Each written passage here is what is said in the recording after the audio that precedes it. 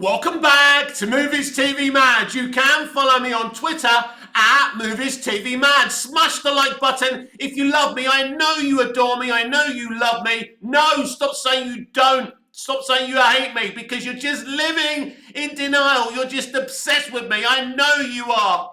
So subscribe if you're new and please have your say. A very warm welcome to Tuesday's edition of the DC Universe Daily and happy anniversary to my favourite character in fiction, Superman. Today is Superman Anniversary Day. Isn't that exciting? Thank you, Superman. You were there for me during the Christopher Reeve era. Thank you for Smallville. You were there when I really needed you during the Smallville era. Thank you for the Snyderverse. Thank you for everything. Superman has always been there when I needed him. And in the second part of today's show, we're going to discuss my love for Superman. Oh, you've done that so many times, Mick. We're going to do it again. We're going to take a deep dive in his live action adventures and just talk about them and what they meant to me. And we're going to be asking the question, why do we love Superman so much? But we do have some headlines from the DC Universe today. Interesting headlines. Not things that are necessarily definitely happening, but actors and directors have spoken, you know, like Vincent D'Onofrio, for example, who plays Kingpin in Daredevil, the Netflix show, and Daredevil for Life is hinting heavily that he's going to play Swamp Thing. But this is even more exciting away from him, is that the Russo brothers have said working with James Gunn in the DCU is a no-brainer because his plans are fantastic and they would be very interested in directing the Batman Brave and the Bold movie. So we've got people from the good part of the Marvel Cinematic Universe, talented people. It looks like James Gunn is targeting his friends from good MCU to come over and work with him. You know, I have absolutely no issue with the Russos working on a DCU movie. I'd have to be insane. You know, they made a great 2 Captain America movies. And, you know, we've spoken about how Civil War is very reminiscent of Zack Snyder's Batman vs. Superman Dawn of Justice. But maybe that was just the Russos loving Zack Snyder, being inspired by Zack Snyder. Maybe it wasn't just a case of them stealing something, ripping something off, but actually taking something they loved from a director they admire. Now, we know they admire Zack Snyder because they've actually interviewed him in one of their podcast thingies that they do, and that interview will be released today, and we'll discuss what's said in that video on tomorrow's DC Universe Daily, and I think that's going to be very, very interesting. So yeah, why wouldn't you want Vincent D'Onofrio, aka Kingpin, in the Marvel Cinematic Universe to play Swamp Thing?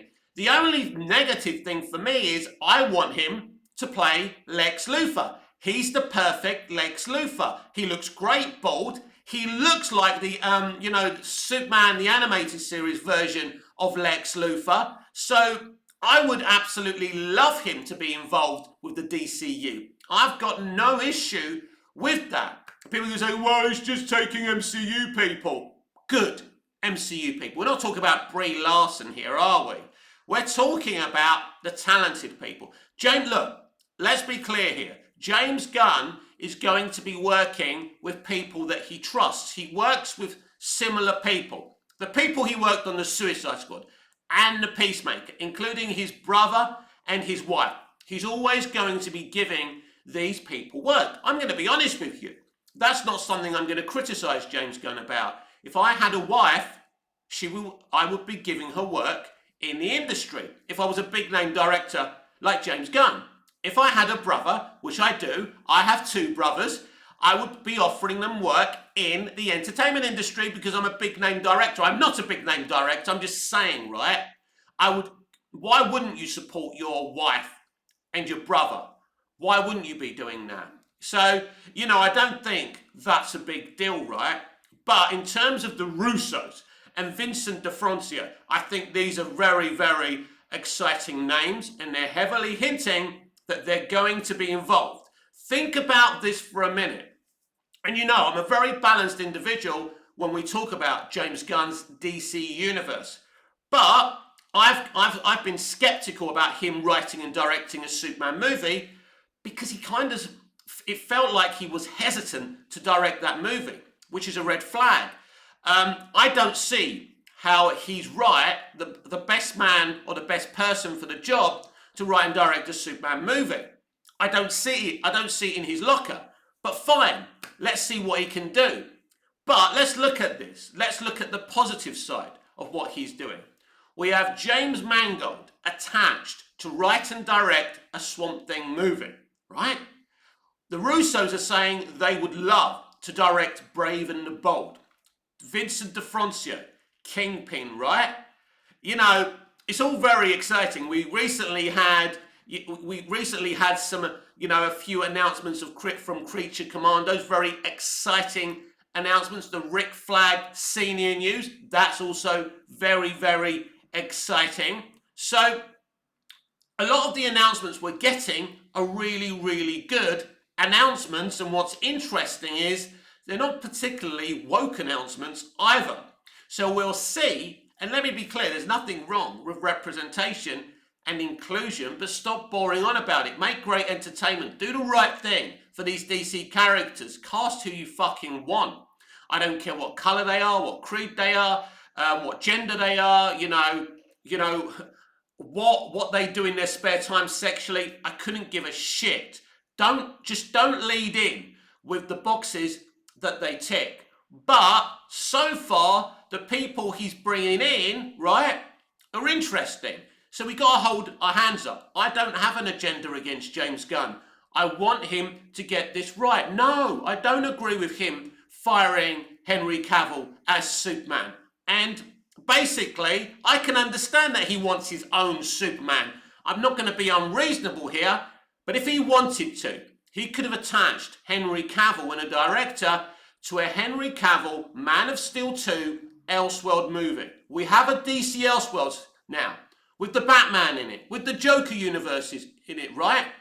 Why can't we have Henry Cavill's Superman as part of the DC Elseworlds, right? Maybe we will. Maybe that's not off the table. We'll see. So, as a balanced individual, you know, because we live in a society today where people think if you like someone, you should just agree with everything they do and say, well, I'm not going to do that. When I disagree with James Gunn, I'm going to say it very blatantly, as I have told you what I don't like. But in terms of the people he seems to be bringing in, it's very, very good. Now, this is the thing the DCEU lacked from the beginning. Because as much as I love Zack Snyder, we know who he is, we know what kind of movies he wants to make, and they're not the type of movies, and he didn't have the type of reputation as someone who was going to make a faithful Superman adaptation, a faithful Batman adaptation. I love his Superman. I love his Batman. That's not the point. So now we've got James Gunn making the decisions. And this is another thing. The studio won't interfere with what he's doing because he's co-CEO of DC Studios. He's going to do what he wants to do, and that's why he's taken this opportunity. Now, can you, Hollywood, create a brilliant, exciting DC universe for the fans? That's the big question here, because we all know what I mean by new Hollywood. Creative bankruptcy, extremism. That's what we've had since 2016. It's been very, very hard to be a fan, to be a geek, to be a nerd. And I'm not just talking about comic books, I'm talking about entertainment as a whole. Let me give you a fine example. You'll tell me how great streaming is and how streaming is the future, which I don't agree with, right? So let's go back to the early noughties when we had network television. Let me list you the shows we were spoilt with prior to streaming. And I know I'm jumping the shark and changing the subject away from DC, but I want to tell you this. I want you to understand. We had 24, Smallville, Lost, Prison Break, Desperate Housewives, Dexter, right? Alias, and I'm probably missing quite a few. Tell me anywhere on streaming where we had shows on this level. Not forgetting the early days of the Doctor Who revival when it was at its best. Life on Mars. Groundbreaking shows that were made to compel the audience. So when I talk about new Hollywood and new entertainment, it's not working on that level because those people from the TV shows that I'm listing brought a new era to entertainment and television. And in a lot of ways, they were devaluing the cinema because they were taking all the clever people making great film and putting them on television. That's really when cinema started getting diluted. But I'm just giving you an example how far entertainment has fallen. So that's why I asked the question, can New Hollywood make a successful DC universe?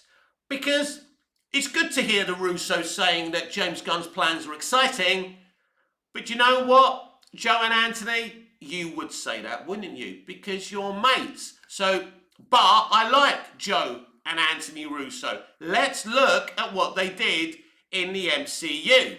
I love Captain America and the Winter Soldier. I love it. It's a brilliant film. I love Captain America Civil War. Great job, right? Now, Avengers Infinity War is probably one of the best CBMs I have ever seen. And it's much better than their Endgame movie, but that wasn't their fault. They directed a great movie, but they weren't in charge of the narrative, and that's clear. Clearly, they were more involved in the narrative of Infinity War than Endgame, and it shows. It shows that Feige interfered more with Endgame than he did with Infinity War. So Joe and Anthony Russo are very, very good directors. And it tells you something when they left. When all the people left who left, it's very, very interesting, isn't it? But, you know, as I say, there will be the accusation where, oh, we're just getting all the MCU rejects. Well, these are not MCU rejects. These are people who rejected the MCU. It's no happy accident that they left the MCU when they did. Look what's happened since Joe and Anthony Russo have left the MCU, since Robert Downey Jr. and Chris Evans have left the MCU. In fact, I think there's more chance of Chris Evans coming over to DC Universe than going back to play Steve Rogers in the Marvel Cinematic Universe. Now, I always wanted Chris Evans to play Superman. The way he plays Captain America is perfect. But obviously, clearly, he's too old to play Superman now. Because if he plays Superman now, you know, the Cavill fans, and I'm a Cavill fan as well, will go mad. Well, I thought Henry Cavill was too old, right? So you can't do it. But it's interesting. There's plenty of characters he can play within the DC universe. So yes, expect to see the best people from the MCU come over to the DCU. No question. And yes, the Guardians of the Galaxy people, I expect to see some of them come over. I'm a big fan of Karen Gillan. I think Kaz was amazing in her run as Doctor Who. She's a beautiful, talented actor and pretty good director right now as well. So I'd love to see Karen Gillan come over to the DCU as well. That would be absolutely fantastic. You know, Chris Pratt, got a lot of time for Chris Pratt. Why not? He would be a great Booster Gold, right? Although, maybe an interesting Batman as well. And people go fucking mad. People, look, there's some people who hate Chris Pratt. And it's sad because basically I think it's probably because he's a Republican and he goes to church on Sundays. Now, I'm not a Republican. I'm not a right-winger. I don't go to church on Sunday. I'm not religious. But why would I hate someone just because they're from the opposing side politically, or they do something every Sunday that I would never do? Why would I hate someone because of that? It doesn't change my life. He's a really, really good actor. Look at the box offices of the stuff that Chris Pratt has starred in. We've got the Super Mario Brothers movie, right? Wow. The Jurassic World movies, right? I think all of them crossed $1 billion. And his Guardians movies have done pretty well as well. So Chris Pratt is a brilliant lead to have. So Hollywood are driving out kind of right-wingers and religious people, Christians, out of their industry. They hate Christians, right? Now we talk about, they talk about toxic fandom and bigotry. What's more bigoted than driving people out of your industry who happen to go to church on Sundays or vote Republican? Come on, right? As I say, I'm not religious. I'm not a Christian. I'm not a right-winger. But why should I hate people just because they're the opposite of me? Why do we all have to be the same?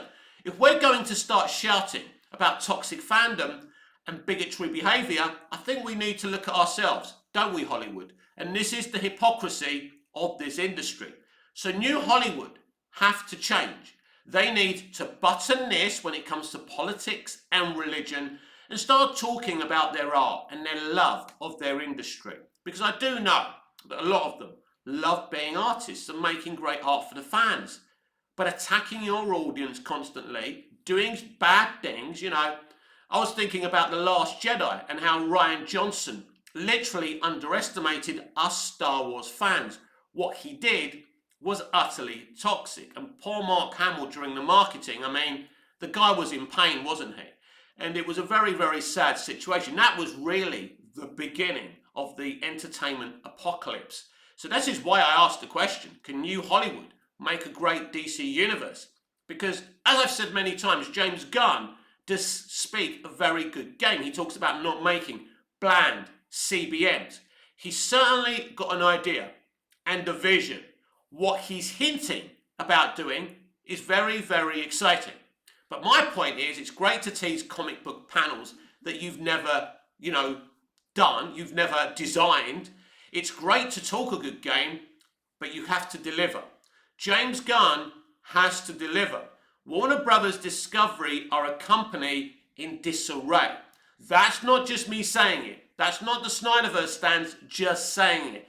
It's a fact. Warner Brothers Discovery and Disney are on the floor. They were the top two performing studios in the world, and in Hollywood for years they were dominating. All of a sudden, Universal is the biggest studio in Hollywood and in the world right now.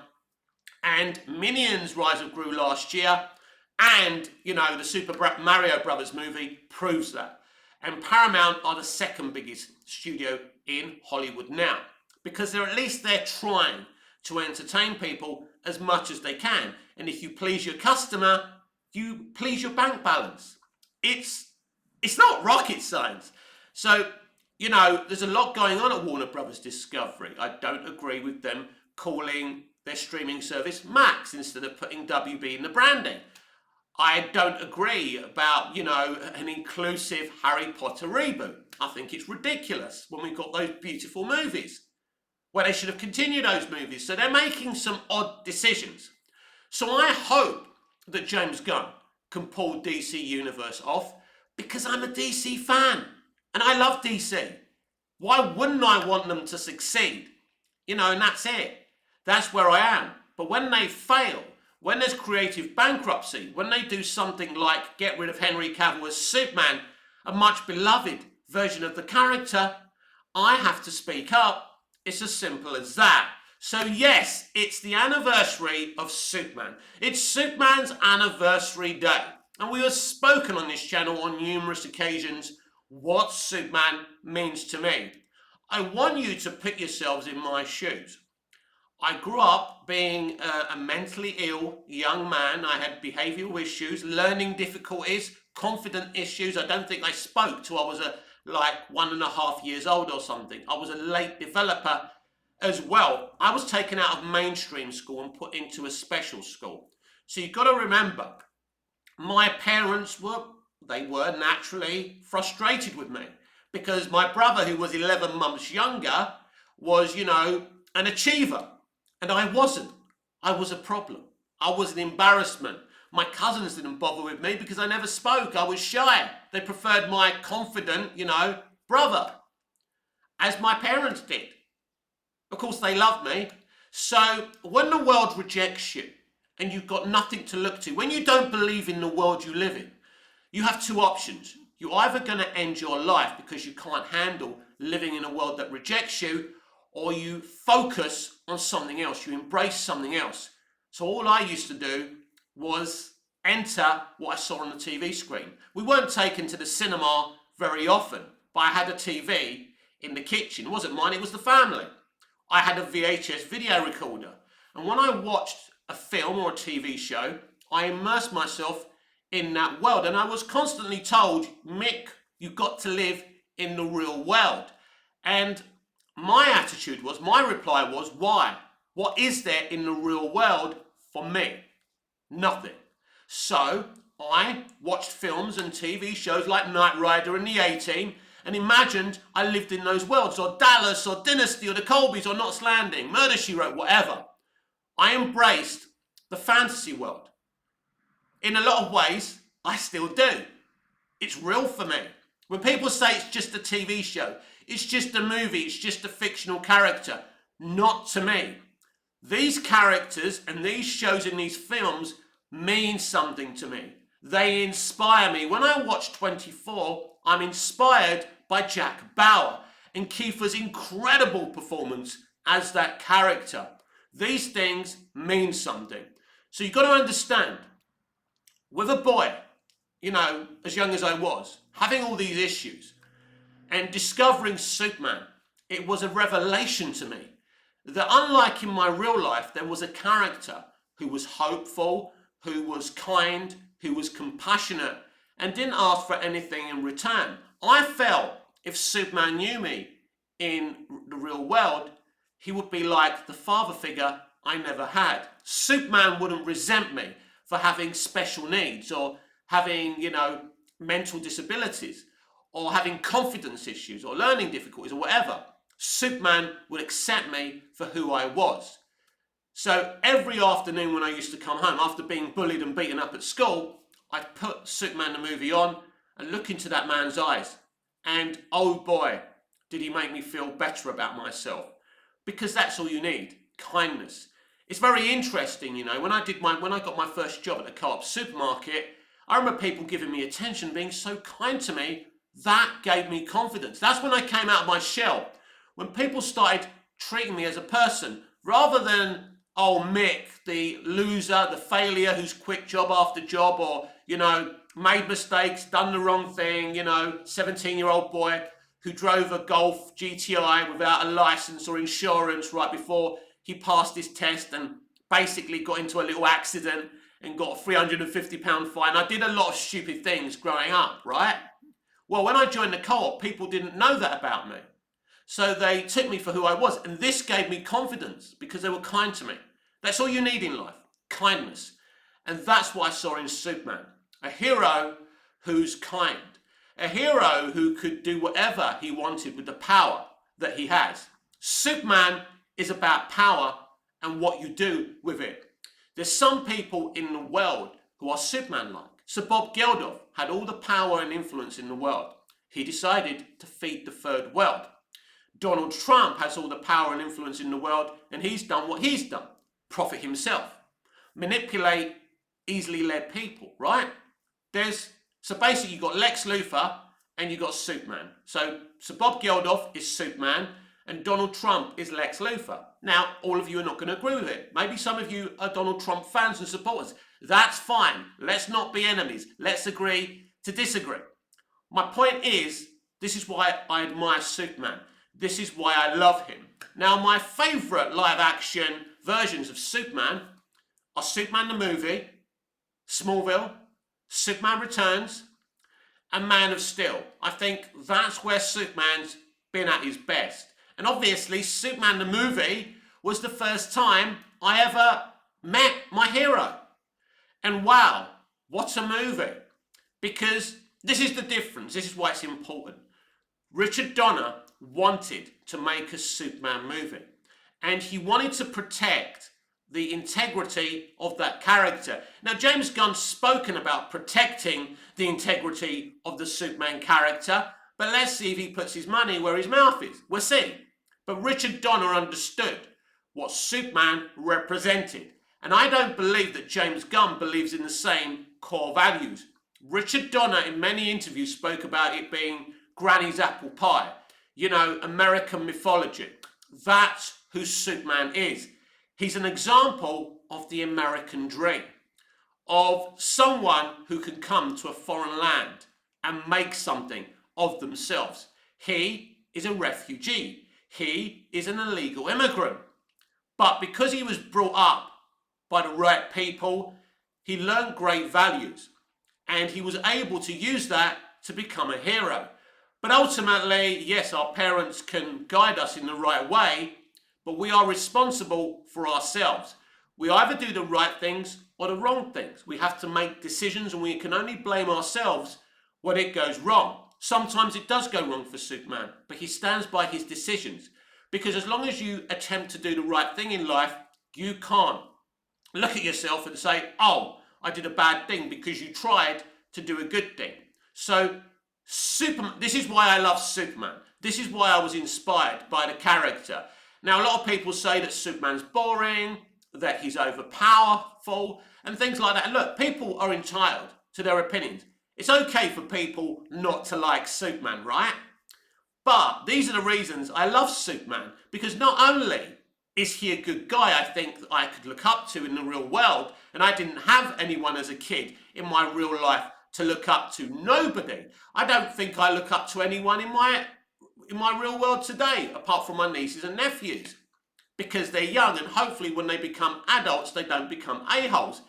But there's a possibility that they will. Hopefully they won't. It's something I think of a lot.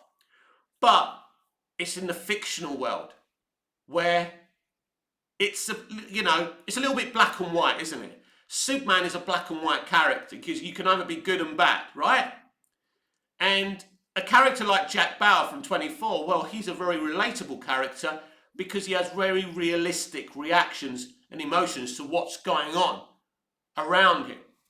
So it's interesting. So in fiction and in fantasy, we can disperse the myths from the real world. And we can enter a fictional world where, the world's, we can imagine ourselves being Luke Skywalker or Superman. Now, people say they can't, people can imagine themselves being Superman. But that's who I always wanted to be. When I was first introduced to Peter Davison's Doctor, who was my first Doctor, I imagined myself being the Doctor. I wanted to be the Doctor. Maybe that's my arrogance and my ego. I always wanted to be the main hero, right? Or the main villain even. I wanted to be Dirty Den from EastEnders. I wanted to be J.R. Ewing from EastEnders. Sometimes I wanted to be, J.R. Ewing from Dallas. So sometimes I wanted to be the hero and sometimes I wanted to be the villain. And that's the beautiful thing about fantasy. You can take these fictional stories and these fictional characters and they can help you want to go on.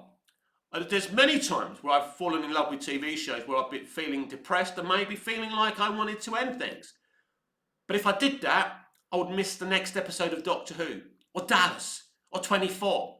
Do you understand? And this is how important entertainment, television, and film has been to me. And this is why Superman means a lot to me and a hell of a lot of people. Superman is relatable. If you come from a certain point of view, if you come from a downtrodden environment where people haven't treated you in the right way because of the way you are. Because we live in a world where people want you to act and believe in certain things. And if you don't act in a normal way, they reject you, right? If you're not an achiever, your parents become ashamed of you because they like showing off to Ralph and Martha, the next door neighbours, that you're an achiever. So how does that make a kid like me feel, who wasn't an achiever, right? Who was a slow developer, right? Think about it. So I had to turn to something. Luckily, it weren't drugs, it weren't prostitution, it weren't anything like that, it weren't criminal activities. I embraced the fantasy world. And that's what kept me sane. I mean, I'll let you be the judge if I'm a sane person. I'm probably not. I'm okay with being a little bit mad. But the point is that fantasy and fiction can actually keep us going. And to the people who say it's not healthy to embrace fictional worlds and you should live in the real world, as I said earlier, why? What's so good about the real world? Personally, I don't like the real world. For me, the real world's a load of bollocks. And that, everyone, is why I love Superman. and I'm going to celebrate my hero's anniversary today. I'm going to watch that great documentary, Look Up in the Sky, the great story of Superman, or whatever that documentary is called. I'm going to watch The Science of Superman and different documentaries, Superman the movie, Man of Steel.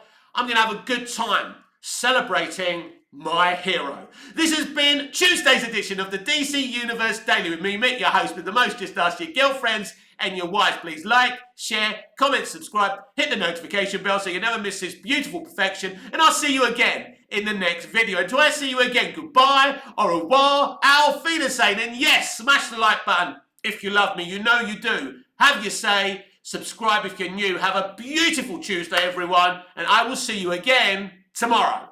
Hopefully.